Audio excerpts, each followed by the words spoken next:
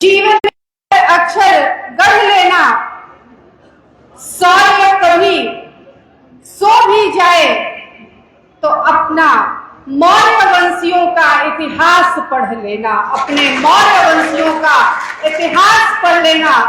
आज ऐसे विश्व विजेता सम्राटों के सम्राट, चक्रवर्ती और जिन्हें देवानप्रिय भी कहा जाता था, ऐसे सम्राट अशोक की जयंती के शुभ अवसर पर सबसे पहले तो मैं आप सभी लोगों को ढेर सारी शुभकामनाएं, बधाई देती हूं। और उससे पहले इस देश को जिनकी वजह से विश्व गुरु कहा गया, जिन्होंने मानो मानो एक का नारा दिया, पूरे विश्व में प्रेम करुणा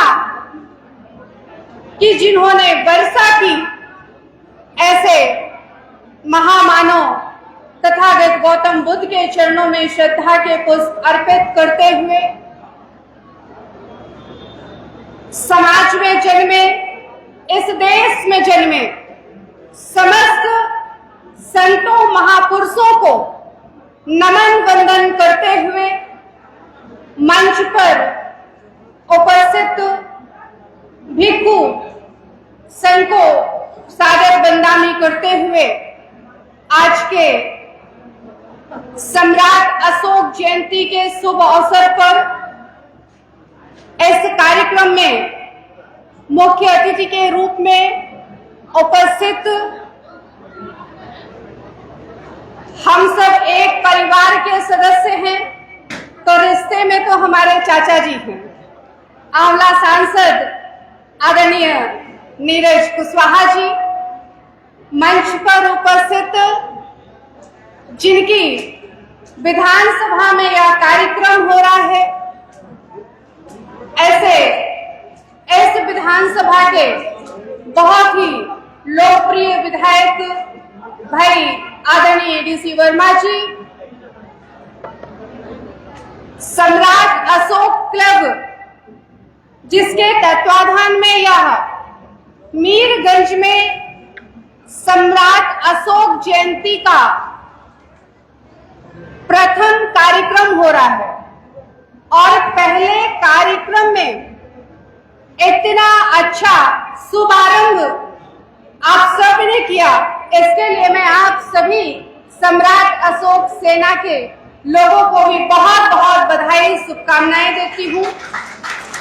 हमारे मध्य में समाज सेविका के रूप में लगातार कार्य कर रही हमारी छोटी बहन ऋतु साक्य जी, मंच पर उपस्थित आदरणीय प्रेमराज जी, आदरणीय रामोतार मौर्य जी सहित सम्मानित मंच हमारे भाई ओम प्रकाश जी भी बैठे हुए, सभी सम्मानित मंच, क्योंकि अगर नाम लूंगी तो एक भी भाई का नाम छूटा तो बहन के लिए खतरा हो जाएगा। ऐसे सभी सम्मानित मंच पर बैठे हुए हमारे पिता तुल्य बुजुर्ग, नौजवान भाई और हमारे सामने बैठे हुए हमारे परिवार के सभी सम्मानित जन को मेरा सादर नमो बुद्धाय। हमसे पूर्व में बहुत ही युवा पत्रकार भाई संतोष जी ने अपनी बात बहुत ही विस्तार से रखी, और मुझे लगता है उससे पहले जिन्हें मैंने नहीं सुना है उन्होंने भी अपने दादा परदादा के बारे में बहुत अच्छे से अपने वक्तव्य को यहाँ पर रखा होगा। मैं सिर्फ आपसे निवेदन करना चाहती हूं, आप सबको हमें लगता है जानकारी हो गई होगी कि सम्राट अशोक ने कितने विश्वविद्यालय बनवाए। किसी को पता है कितने बनवाए? अभी हमसे पहले के वक्ता ने बताया था कितने बनवाए थे। नहीं पता, क्योंकि आप लोगों ने ध्यान से सुना ही नहीं संतोष जी को।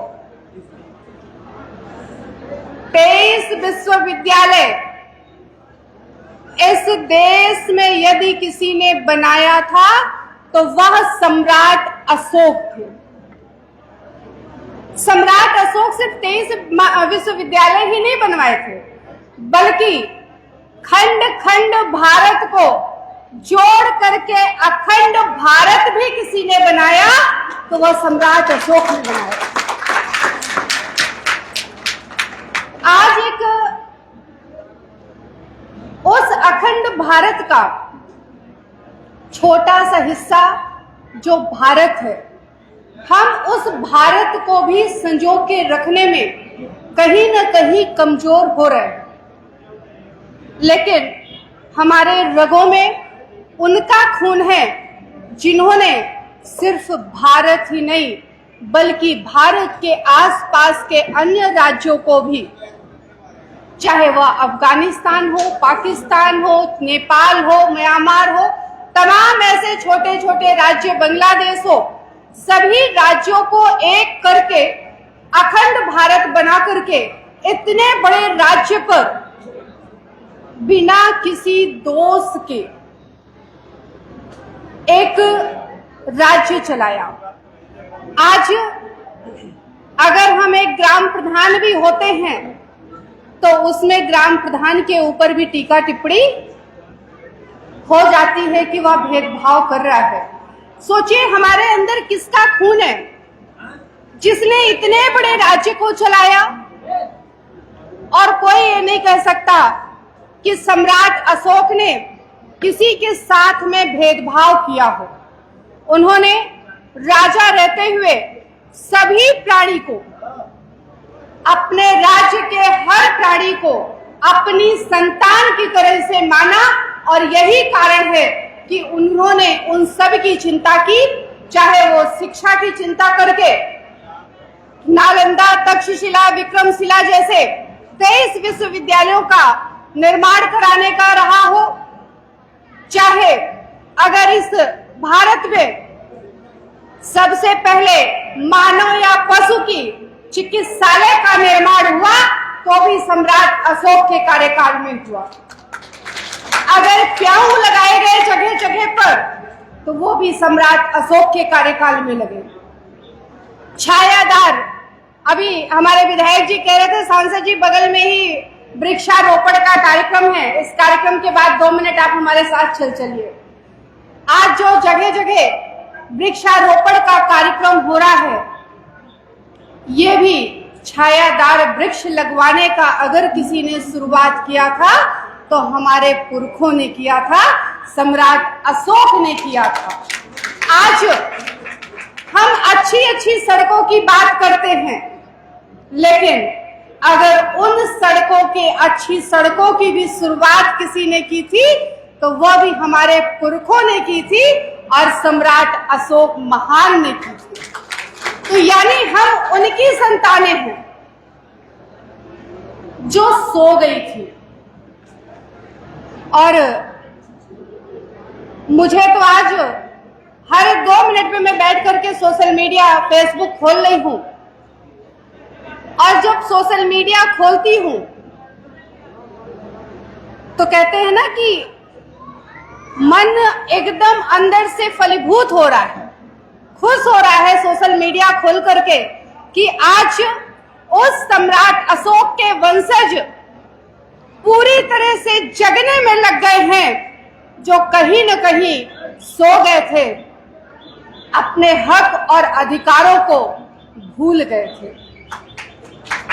और जब मैं सोशल मीडिया पे लोगों के पोस्टों को देख रही हूं, जगह जगह पर शोभा यात्रा देख रही हूं, लोगों की गाड़ियों में सम्राट अशोक का झंडा देख रही हूं, पंचशील का झंडा देख रही हूं, तिरंगा देख रही हूं जो हमारे देश की आन बान शान है, वो भी किसी और की नहीं, हमारे सम्राट अशोक की देन। आज यह देश भी अगर किसी से चल रहा है तो वह भी सम्राट अशोक की देन है, सम्राट अशोक का स्तंभ। चाहे वह राष्ट्रपति की कुर्सी हो, चाहे प्रधानमंत्री की हो और चाहे सांसद का पत्र हो, अगर कुर्सी के पीछे से और लेटर हेड से सम्राट अशोक की लाज हटा दी जाए तो किसी का कोई अस्तित्व नहीं है। तो हम सब भी यदि किसी से चल रहे हैं तो अपने पुरखों की वजह से चल रहे हैं। और इसलिए मैं तो कहूंगी कि आज जब हमारे युवाओं में, हमारे बुजुर्गों की मेहनत से आज हमारे युवाओं के अंदर खून उबाल चुका है और वो उबल रहा है अपने इतिहास को दोहराने के लिए, तो मैं कहूंगी कि हमारे युवा भाइयों, इस खून को यूं ही उबलने देना जब तक तुम्हारा यह देश विश्व गुरु पुनः न बन जाए, यह भारत तथागत भगवान गौतम बुद्ध का भारत न बन जाए, तब तक अपने खून के खौलने को बंद मत होने देना। अगर अब ये खून का खौलना बंद हुआ तो समझ लेना जो तुम्हारे इतिहास को मिटाया गया धीरे धीरे करके, आज हमारे पास जो थोड़े मोड़े साक्ष्य मिल जाते हैं, कहीं भी खुदाई हुई तथागत गौतम बुद्ध की प्रतिमा निकलती है, कहीं भी खुदाई हुई तो सम्राट अशोक के 84,000 जो उन्होंने स्तूप बनवाए या शिलालेख लगवाए, उनके कहीं ना कहीं खुदाई में जो साक्ष्य मिल रहे हैं, अगर हमारे खौलते हुए खूनों में थोड़ी भी रुकावट हुई तो वह सब भी मिटा दिया जाएगा। और जब आपका इतिहास मिट गया तो आपका कोई भी कोई पूछने वाला नहीं है। कहते हैं इतिहास जीवित रहेगा तभी हम जीवित हैं, इतिहास नहीं तो कोई पूछने वाला नहीं है। इसलिए अपने इतिहास को आज हम सब जान रहे हैं और उन्हीं की राह पर चल रहे हैं। मैं तो धन्यवाद करूंगी आंवला सांसद जी का भी। जब मैं सांसद थी 2019 से 24 तक, तो हमने एक नई परंपरा सदन में जाकर के शुरू की और वो था सदन में पहुंचने के बाद जब हमने शपथ लिया था तो हमने नमो बुद्धाय बोला था। और मैं धन्यवाद अपने आप को करूंगी कि उस वक्त हमने जो हिम्मत दिखाई वह इस बार नए संसद सदस्यों ने भी सदन में दिखाई। मैं धन्यवाद करूंगी अपनी उस हिम्मत को जो आप सब भाइयों और आप सब पिता तुल्य बुजुर्गों के माध्यम से आपके इस बेटी को मिली कि स्थिति कैसी भी रही हो, उसने अपनी बात को दमदारी से रखा और सदन में एक बार नहीं, दो, तीन बार माता सावित्री बाई फुले की जन्म जयंती को शिक्षिका दिवस के रूप में बनाने की बात की। मुझे लगता है वह दिन दूर नहीं जब उस पे भी मुहर लगेगी। अभी हाल ही में महाराष्ट्र की सरकार ने 3 जनवरी को माता सावित्री बाई फुले जी की जयंती को शिक्षिका दिवस के रूप में घोषित करने का काम कर दिया है और निश्चित तौर पे वह देश में भी होगा। शुरुआत कहीं न कहीं करनी पड़ेगी। मैं इसीलिए माननीय आंवला सांसद जी को भी धन्यवाद करूंगी कि मैंने अपने कार्यकाल में सदन के अंदर सम्राट अशोक की जयंती पर सार्वजनिक अवकाश की मांग की थी और उसको बढ़ाने का काम आंवला सांसद जी ने भी किया। अभी कुछ दिन पहले आपने भी संसद में उस चीज को दोहराया है और निश्चित तौर पर जब हम बोलना और करना शुरू करेंगे तो वह होने भी लग जाएगा। और मैं तो कहती हूं कि हम सब अगर खेती बाड़ी करते हैं तो अपने महापुरुषों की जयंती और पुण्यतिथि पर एक दिन तो खेती बाड़ी 2-4 घंटे के लिए रोक सकते हैं ना। अगर हम सरकारी नौकरी करते हैं तो साल में 14 CL सबको मिलती है। उस 14 CL को शादी ब्याह टूर के बजाय 2-4 CL सुरक्षित रख लीजिए अपने महापुरुषों की जयंती पुण्यतिथि के लिए। वो भी नहीं कर सकते हैं तो हम अपने घर परिवार में जब शादी ब्याह होता है या बच्चे का बहुत बड़ा अच्छे से धूमधाम के साथ संस्कार करते हैं तो हम उस दिन छुट्टी मार लेते हैं ऑफिस में। तो क्या हम अपने महापुरुषों के लिए एक दिन छुट्टी नहीं मार सकते हैं? मार सकते हैं ना। तो जब हम छुट्टी जब तक नहीं होती है तब तक हम अपने महापुरुषों की जयंती और पुण्यतिथि पर ऑफिसों से छुट्टी लेना शुरू कर दें, और जब ऑफिस में हम जैसे लोग काम करने पहुंचेंगे ही नहीं तो ऑफिस दफ्तर चलेगा किससे? बड़ी कुर्सी पे बैठाने वाला तो नहीं चलाएगा ना। तो जब बड़ी कुर्सी पर बैठने वाला नहीं चलाएगा तो वह मजबूरी में आज नहीं तो कल छुट्टी घोषित करने पर मजबूर हो जाएगा। हमें लोगों के सामने मजबूर नहीं होना है, बल्कि हमें लोगों को मजबूर करना है। हम उसके वंशज हैं जिन्होंने इस राष्ट्र का नाम रोशन किया है। आज हमारी जो पहचान दब रही थी, छुप रही थी, वह फिर से जग रही है। तो उसको जगाए रखिए और महापुरुषों की जयंती और पुण्यतिथि पर किसी तरह की कोताही मत करिए। अगर हो सके तो छुट्टी लीजिए। उसमें भी अगर आप बचना चाहते हैं तो दिन में नहीं, शाम का कार्यक्रम, भव्य कार्यक्रम करिए। अपने गली मोहल्ले गांव में कार्यक्रम करना शुरू करिए। देखिए कैसे नहीं लोग मजबूर होते हैं, कैसे नहीं सम्राट अशोक की जयंती पर अवकाश घोषित होता है। जिनके भी अवकाश घोषित हो रहे हैं या जिनको भी तवज्जो मिल रहा है, मैं बोलने से डरती नहीं हूं। हो सकता है कुछ लोग वीडियो वायरल भी करें, उससे भी नहीं डरती हूं। महिला हूं लेकिन डरती नहीं हूं। जिसकी भी जयंती घोषित हो रही है उनका आप उठा कर देख लीजिएगा, पिछले कुछ सालों से उनके लोग बड़े सक्रिय हो गए हैं, जागरूक हो गए हैं, जगह जगह कार्यक्रमों का आयोजन करना शुरू कर दिए हैं, जिससे लोगों को दिखने लगा है कि इनको मानने वाले लोगों की संख्या बहुतायत है। और बहुतायत है तो उनको खुश करने के लिए अवकाश मजबूरन करना पड़ा। हम भी जब इस बात की लोगों के अंदर पहुंचा देंगे कि हमारी संख्या भी बहुतायत है और हम सम्राट अशोक को मानने वाले सिर्फ एक जाति और धर्म के लोग नहीं बल्कि हर जाति हर वर्ग के लोग हैं, तो मजबूरी होगी। हमारे मंच पर भाई वर्मा जी विधायक जी बैठे हुए हैं, मौर्य वंश से नहीं हैं, लेकिन उन्होंने सम्राट अशोक के बारे में अच्छी अच्छी बातें की होंगी, क्योंकि उन्होंने माना।